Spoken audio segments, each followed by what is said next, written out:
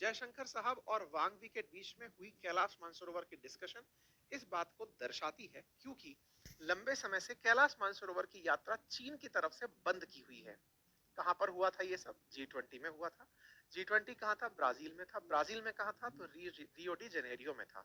एक तस्वीर भी निकल कर आई थी जिसमें चीनी राष्ट्रपति और भारत के प्रधानमंत्री कॉमन एक तस्वीर में दिखाई दिए थे और वहीं से ये खबर बाहर निकलकर आना शुरू हुई।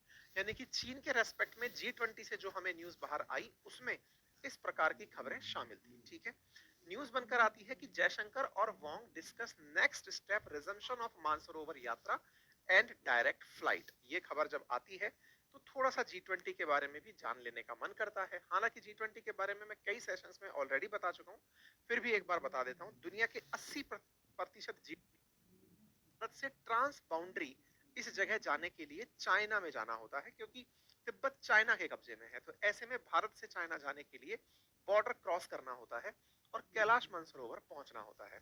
कैलाश मानसरोवर पहुंचने के लिए जो रास्ते हैं, उन रास्तों में कैलाश मानसरोवर के लिए भारत से एक रास्ता उत्तराखंड में लिपुलेख से होकर कैलाश मानसरोवर जाता है, दूसरा रास्ता नेपाल से होकर काठमांडू से होकर जाता है और तीसरा रास्ता सिक्किम से होकर जाता है, नाथुला पास से होकर। कैलाश मानसरोवर जिसकी ऊंचाई 21,000 फीट है, ये जगह कैलाश लिपुलेख से अगर जाया जाए तो 65 किलोमीटर दूर ही पड़ती है।